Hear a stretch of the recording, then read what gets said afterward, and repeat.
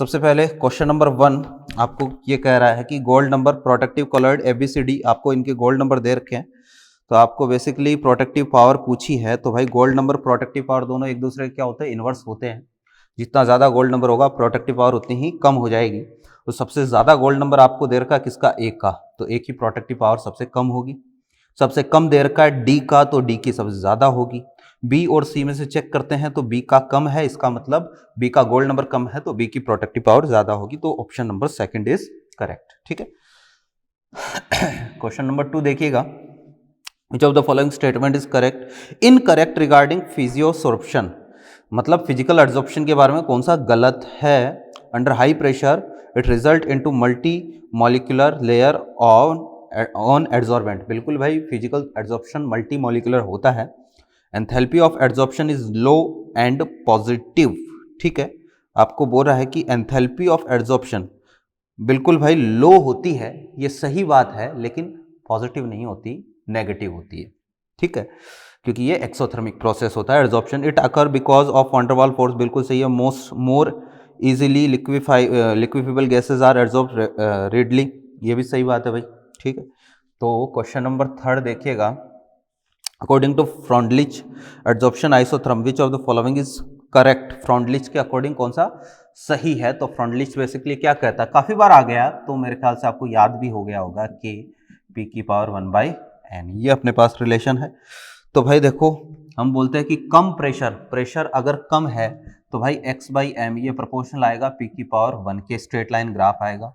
Pressure अगर moderate है तो x/m प्रोपोर्शनल आएगा P की पावर 1/n के, और प्रेशर अगर ज़्यादा है तो P की पावर जो हो 0 के प्रोपोर्शनल हो जाएगा, यानी कांस्टेंट हो जाएगा। ये रिलेशन अपने पास आता है। तो पहला, दूसरा, तीसरा तीनों सही है, डिफरेंट रेंज ऑफ प्रेशर के लिए।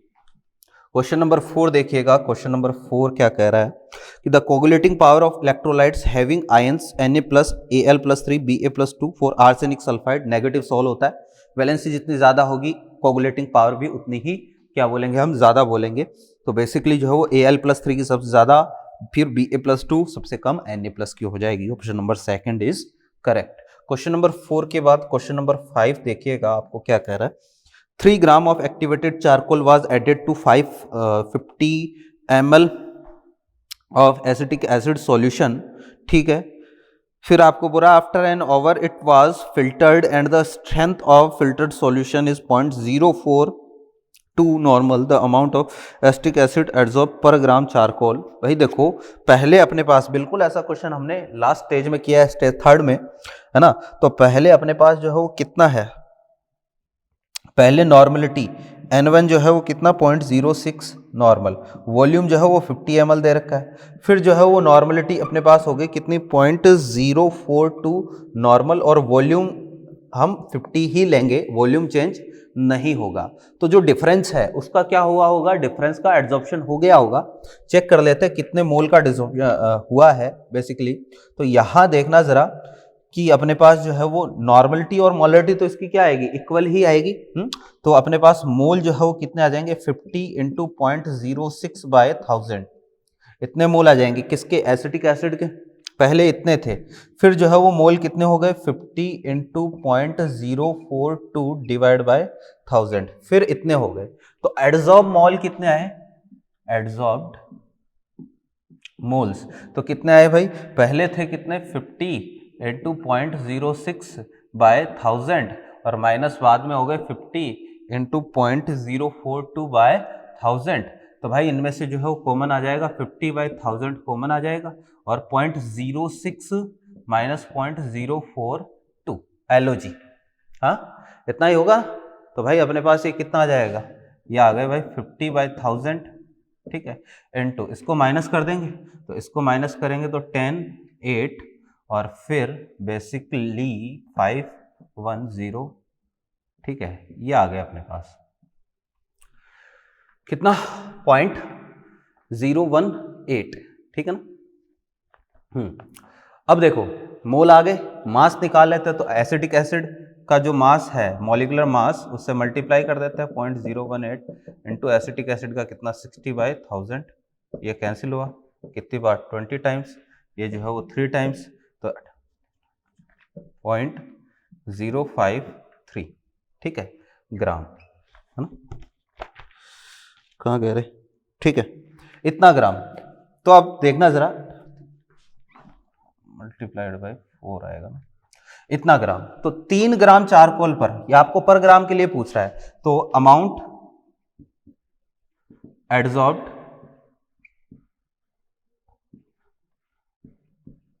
बाय 3 ग्राम चारकोल, ठीक है, कितना पॉइंट, या इसको जो है देखो मिली में बदलूंगा तो 54 मिलीग्राम हो जाएगा।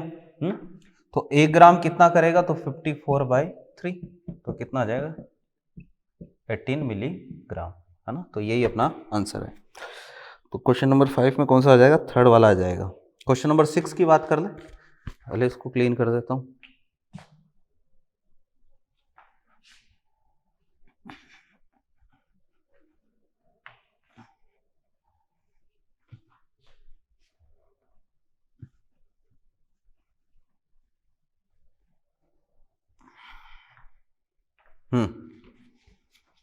क्वेश्चन नंबर 6 क्या कह रहा है, for a linear plot of log x/m versus log p in a Freundlich isotherm which of the following statement is correct.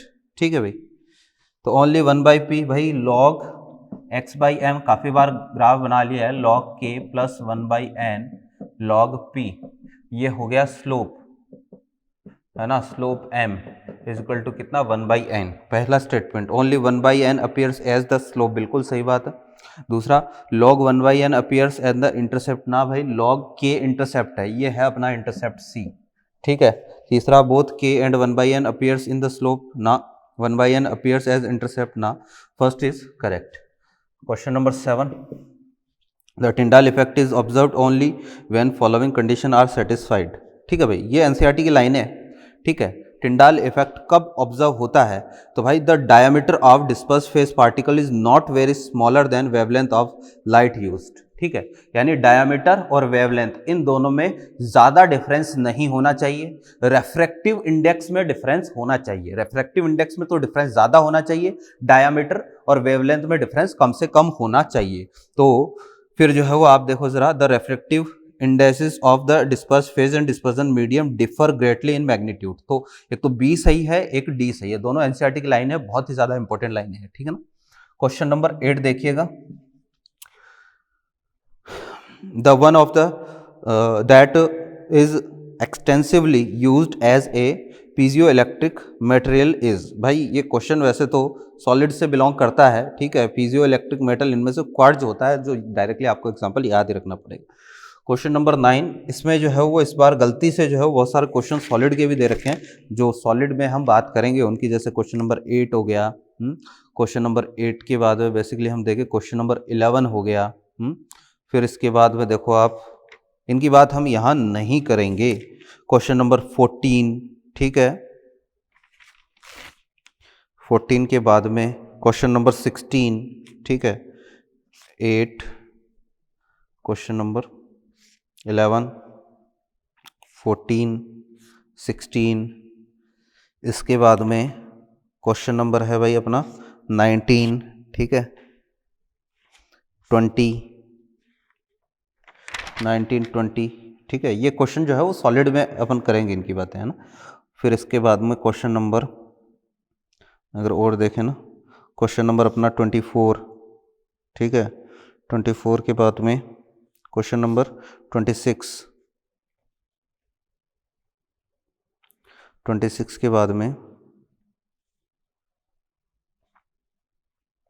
हाँ भैया बस इतनी ही है, हाँ, क्वेश्चन नंबर 34 हो गया, क्वेश्चन नंबर 35 हो गया, ठीक है, 34, 35।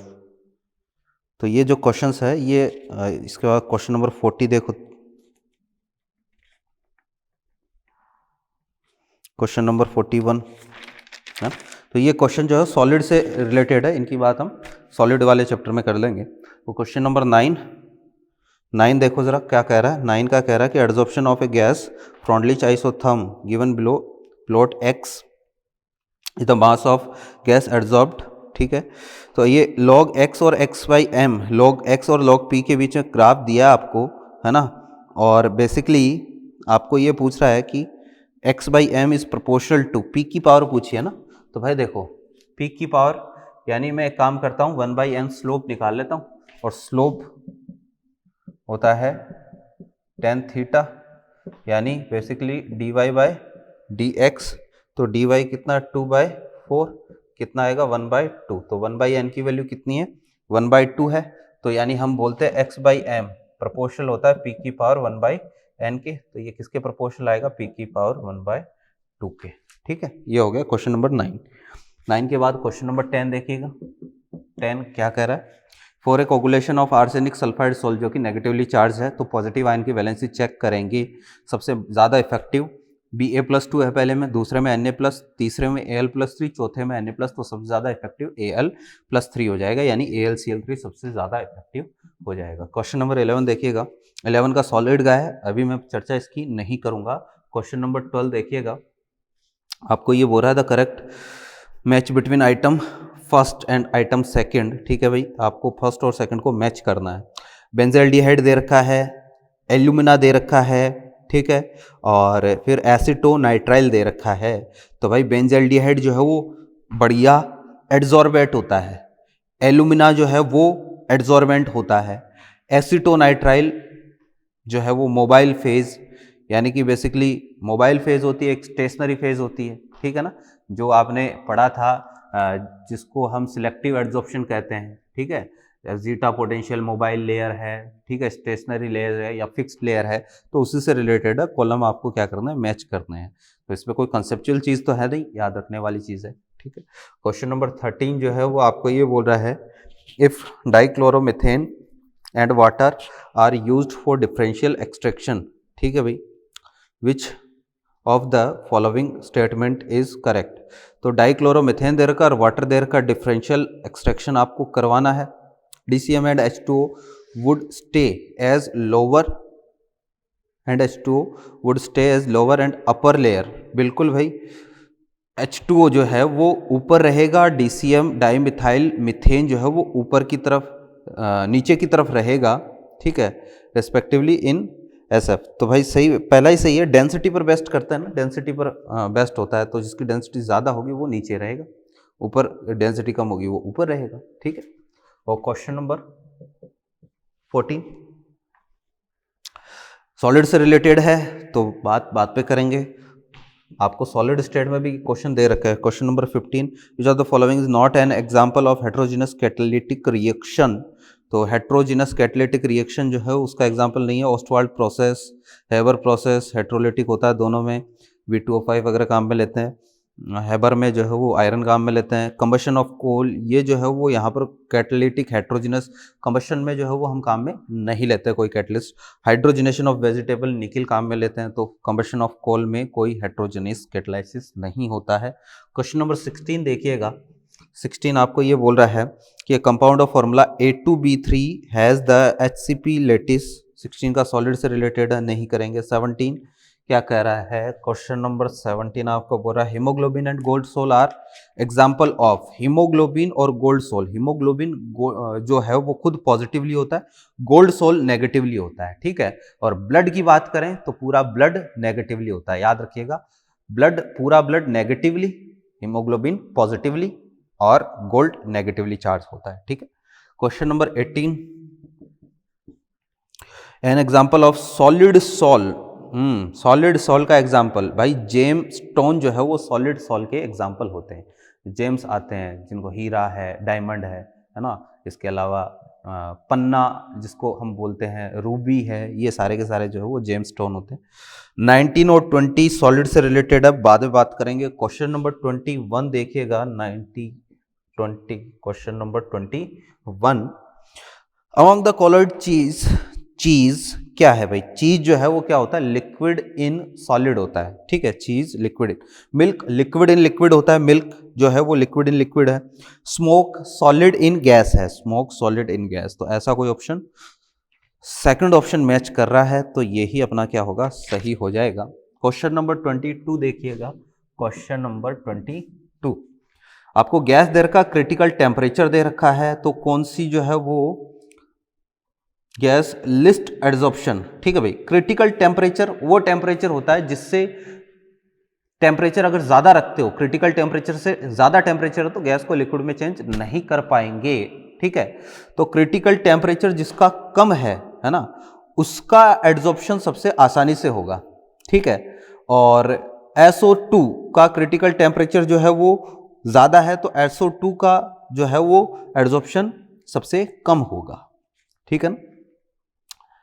फिर जो है वो क्वेश्चन नंबर 23, तो क्वेश्चन नंबर 23 आपको क्या बोल रहा है, among the following the false statement is, गलत स्टेटमेंट चुनना है। Latex is colloidal solution of rubber particles, बिल्कुल सही बात है भाई, पॉजिटिवली चार्ज भी होता है, सही है। It is possible cause artificial rain, बहुत बार बताया है भाई, क्या करते हैं इलेक्ट्रोलाइट का, क्या करते हैं जो भी बादल बने उन पर इलेक्ट्रोलाइट की बौछार करवाते हैं, ठीक है, ताकि वो कंडेंस हो जाए, एरोप्लेन से बौछार करवाते कंडेंस हो जाए और बारिश हो जाए, सही बात है। Tyndall effect can be use to distinguish between a colloidal solution to, बिल्कुल टिंडाल इफेक्ट से ही पता करते हैं। Lyophilic salts can be coagulate by adding an electrolyte, आसानी से कोगुलेशन नहीं होता है लायोफिलिक का, लायोफोबिक का हो जाता है, पहले भी आया हुआ है। 24 का जो है वो भाई सॉलिड से रिलेटेड है, इसलिए 24 का नहीं कर रहे हैं, 25 का देख लेते हैं। बिल्कुल ऐसा क्वेश्चन अभी हमने किया था, सेम टू सेम यही क्वेश्चन आया हुआ है भाई, क्वेश्चन नंबर 9 जो अभी हमने किया था वही है। तो यहाँ 2 और 3 दे रखा है, तो स्लोप अपने पास कितना आएगा, स्लोप आ जाएगा कितना 2/3, तो भाई 1/n की वैल्यू है 2/3, तो p की वैल्यू जो है p की पावर कितनी आएगी 2/3 आ जाएगी, ठीक है ना। क्वेश्चन नंबर 26 का नहीं कर रहे हैं, सॉलिड का क्वेश्चन है क्वेश्चन नंबर 26। तो भाई देखो क्वेश्चन नंबर 27 क्या कह रहा है कि 0.27 gram of a long chain fatty acid was dissolved in 100 ml 100 centimetre cube of hexane. कोई फैटी एसिड है, इसका 0.27 ग्राम 100 ml में हेक्सेन में डिसॉल्व किया, ठीक है। 10 ml of this solution was added dropwise to surface of water in a round watch glass. Hexane evaporates and a monolayer is formed. The distance from edge to center of the watch glass is 10 cm. What is the height of monolayer? भाई इस question को पहले तो समझो कि question क्या है, question ही समझ में नहीं आ रहा तो कैसे सॉल्व होगा ना। इसको यूँ समझना है कि ये अपने पास हेक्सेन और इस फैटी एसिड का सॉल्यूशन है, इसका 10 ml लिया और इसको पानी की सरफेस पर डाला। देखो जरा, ये अपने पास वाटर है और 10 ml को इसकी सरफेस पर डाला, फैटी एसिड है। तो भाई क्या होगा, बेसिकली जैसे हम ऑयल की ड्रॉप को पानी पर डालते हैं तो ऑयल जो है वो राउंड शेप ले लेता है, ठीक है, और उसी को वॉच ग्लास बोलते हैं। ऑयल की ड्रॉप को पानी की सरफेस पर डालो, ठीक है, एक लेंस जैसी स्ट्रक्चर, लेंस जैसा कुछ फॉर्मेशन होता है, उसी को वॉच ग्लास बोलते हैं। तो जैसे ही आप इस पर डालोगे तो ये वॉच ग्लास का फॉर्मेशन होगा, ये अपने पास इस पर बन गया भाई वॉच ग्लास, ठीक है। मान लो ये वो ड्रॉप जैसे डाली वॉच ग्लास। अब आपको ये बोल रहा है इसमें से हेक्सेन वेपराइज हो गया, तो यानी यहाँ केवल क्या है, ये फैटी एसिड है, केवल फैटी एसिड बचा है, हेक्सेन तो यहाँ से इवेपोरेट हो गया। फिर आपको आगे इसमें बोल रखा है कि the distance from edge to centre of the watch glass, यानी कि यहां से लेके यहां तक का जो डिस्टेंस है ये कैसा होगा भाई, राउंड होगा ना, राउंड शेप होगा। तो यहां से लेके यहां तक का डिस्टेंस जो है वो 10 सेंटीमीटर बोले तो इसकी रेडियस आपको दे दी 10 सेंटीमीटर, ठीक है। तो आपको पूछा है what is the height of the monolayer, basically आपको इसकी हाइट पूछी है, ये वाली जो हाइट h पूछी है। कैसे निकालेंगे हाइट, तो भाई मुझे ये पता है कि वॉल्यूम इज इक्वल टू अपने पास होता है सरफेस एरिया इनटू हाइट या लेंथ, ठीक है। तो मेरे को h निकालना है, तो h इक्वल टू हो जाएगा V/A, volume by surface area. कैसे भी करके वॉल्यूम और एरिया का जुगाड़ कर लूं तो h आ जाएगा। तो भाई वॉल्यूम जो है वो निकालते हैं अभी, एरिया, राउंड का एरिया πr², ठीक है। तो अब आपको बोल रखा है कि देखो वॉल्यूम पाई की वैल्यू 3 लेनी है, इसने बोला है क्वेश्चन में, नीचे देखो जरा डेंसिटी और पाई दे रखा, तो पाई की वैल्यू 3 लेनी है और r² यानी कितना हो जाएगा 100 हो जाएगा। तो ये तो आ गया भाई अपने पास एरिया, क्लियर है। वॉल्यूम का जुगाड़ करना है, इसका वॉल्यूम कहीं से आ जाए तो भाई काम हो जाएगा। तो वॉल्यूम के लिए इसने डेंसिटी दे रखी है, तो डेंसिटी इक्वल टू अपने पास क्या होता है मास और वॉल्यूम, वॉल्यूम इक्वल टू आ जाएगा मास बाय डेंसिटी, और डेंसिटी दे रखी है 0.9, क्लियर है। अब भाई कहीं से मास का जुगाड़ हो जाए तो डेंसिटी तो वॉल्यूम आ जाएगा। अब देखना जरा कि 100 ml में 100 ml हेक्सेन में कितना मिलाया 0.27, ठीक है। और फिर ये जो सॉल्यूशन बना इसका 10 ml लिया, तो 100 ml में mass of acid in 100 ml कितना 0.27 ग्राम। तो 1 ml में 0.27 बाई 100, तो 10 ml, अब इस सॉल्यूशन का जो है ना 10 ml लिया है, तो 0.27 बाई 100 है ना इंटू 10, ये आ जाएगा 0.027 ग्राम।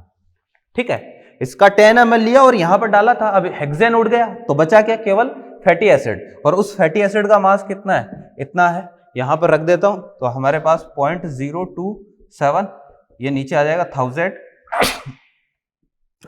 ऊपर चला जाएगा 10, ये 3 टाइम्स, ये कैंसिल आएगा, तो वॉल्यूम आया अपने पास 3 × 10⁻² सेंटीमीटर क्यूब। ठीक है, हो गया, सॉल्व कर देते हैं अब इसको। तो यहां रख देता हूं वॉल्यूम कितना, 3 × 10⁻² बाई 3 × 100, ये कैंसिल हुआ, 10⁻⁴ सेंटीमीटर, ये आंसर आएगा। तो मीटर में दे रखा है, तो इसको मीटर में कन्वर्ट कर लो, 100 से डिवाइड कर दो, तो 10⁻⁶ आ जाएगा centimetre metre, 10⁻⁶ metre. Option number first is correct. केवल क्वेश्चन को समझना था अपन को ना। तो ये हो गया क्वेश्चन नंबर 27। 27 के बाद में आगे देखते हैं।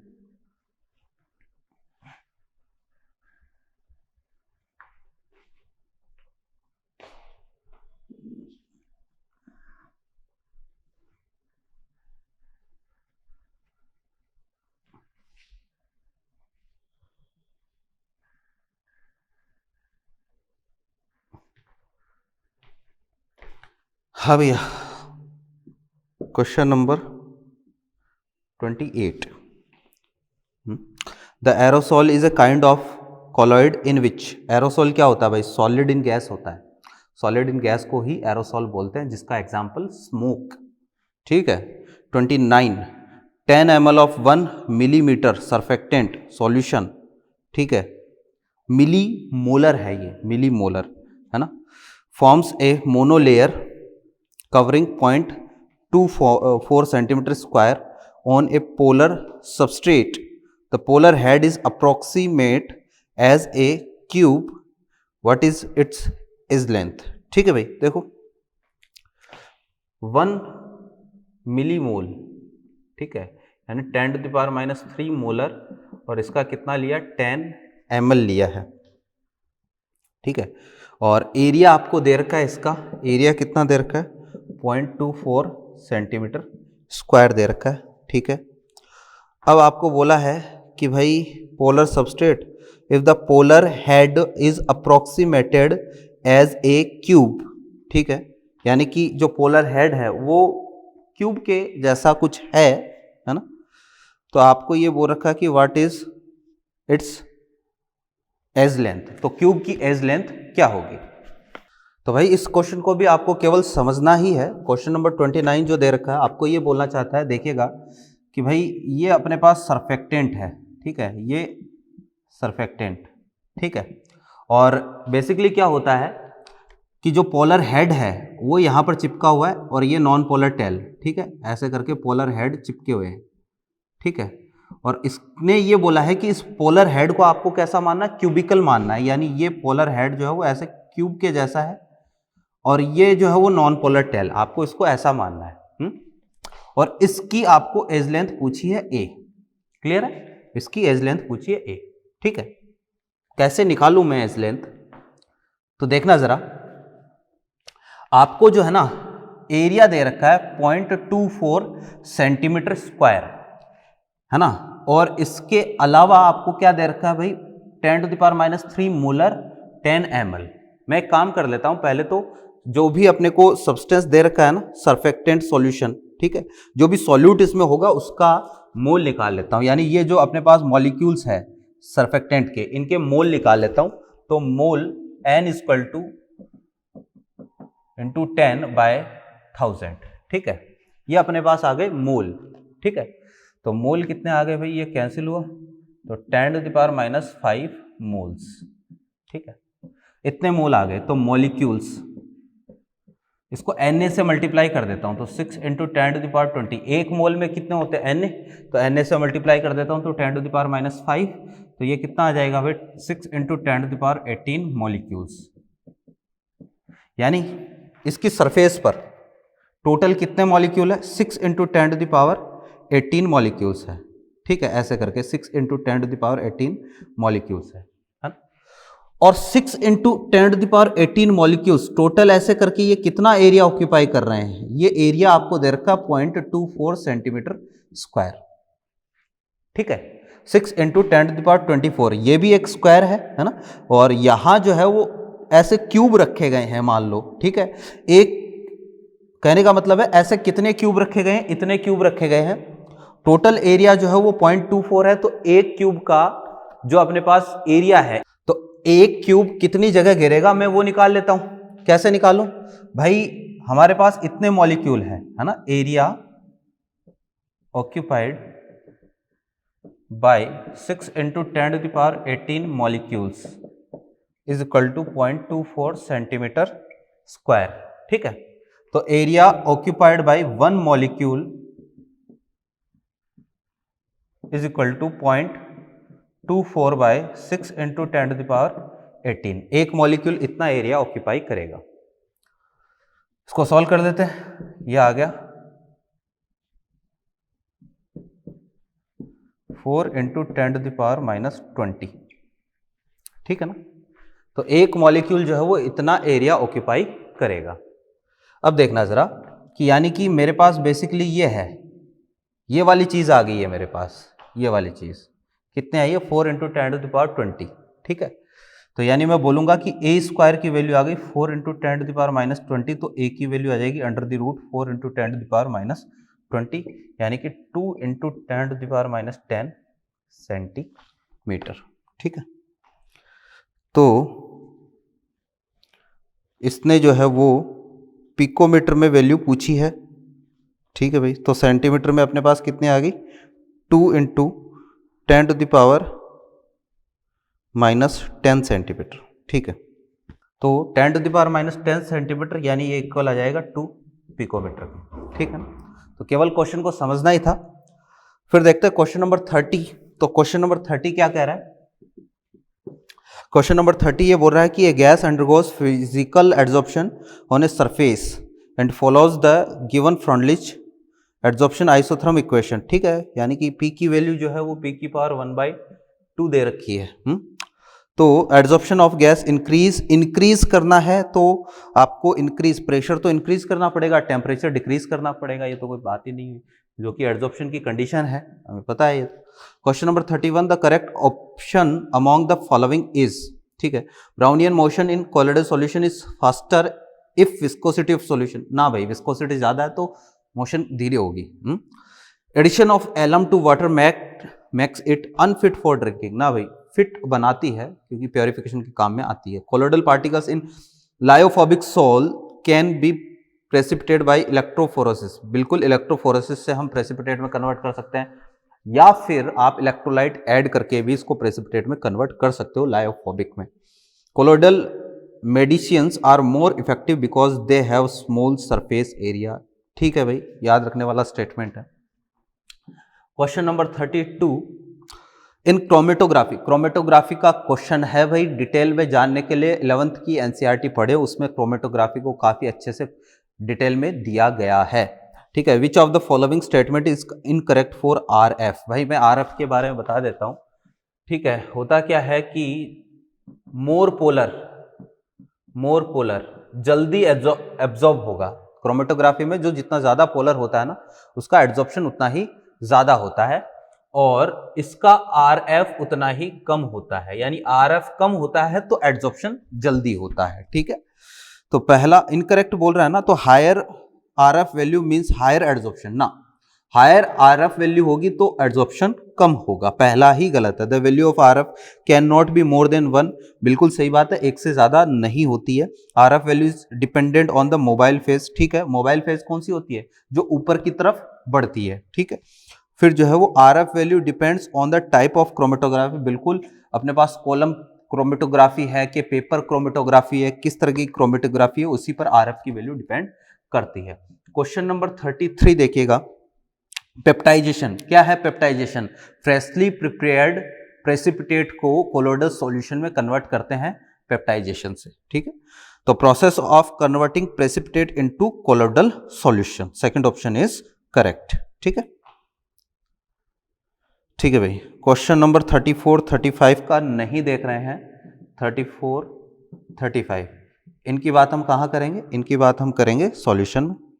फिर क्वेश्चन नंबर 36 देखिएगा, among the following the incorrect statement, इनकी बात हम करेंगे सॉलिड स्टेट में, सॉरी है ना। Question number 36, among the following the incorrect statement about colloid is, incorrect statement कौन सा है?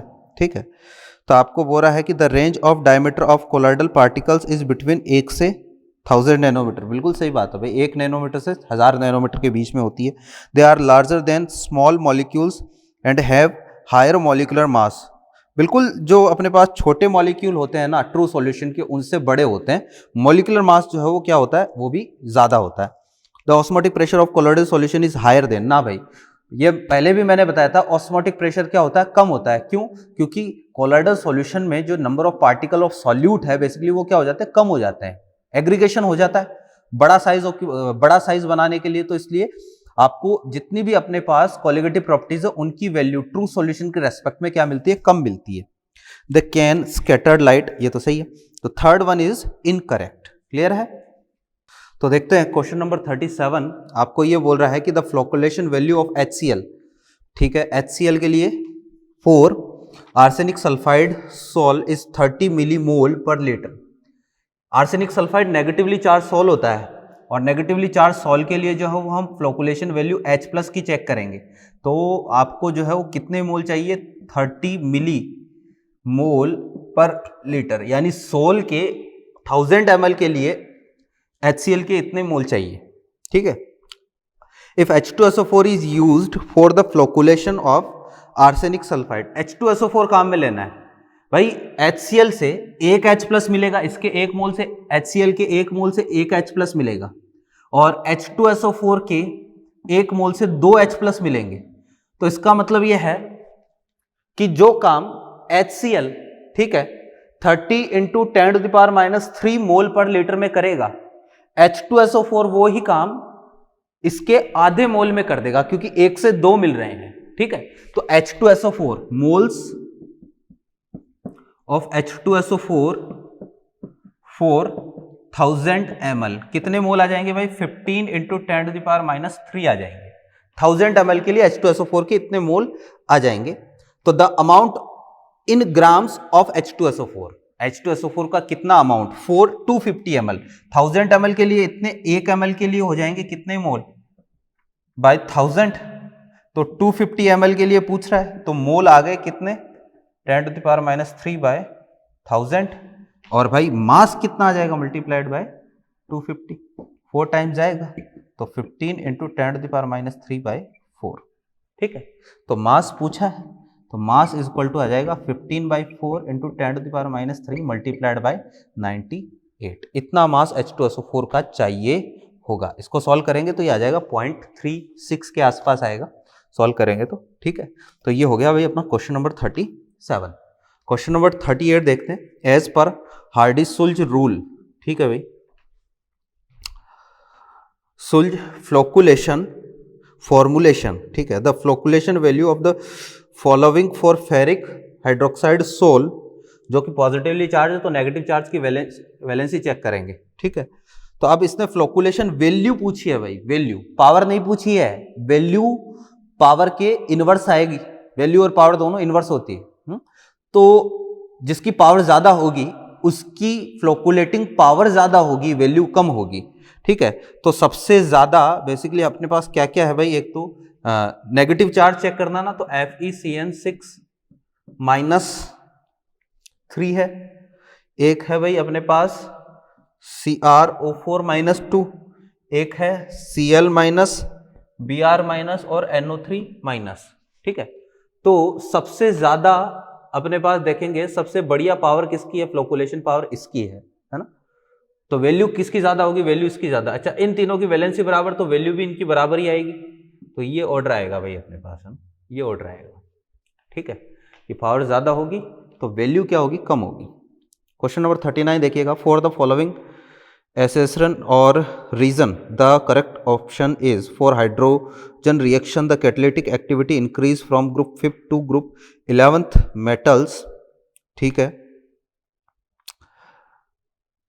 11th metals with maximum activity shown by group 7 to 9। भाई ये तो याद ही रखना पड़ेगा आपको, पी ब्लॉक का स्टेटमेंट मेरे को बेसिकली ये लग रहा है क्योंकि ये 5 से 11वें ग्रुप की बात कर रहा है और 7 से 9वें पी या डी ब्लॉक में आपको ये लाइनें देखने को मिलेगी, ठीक है।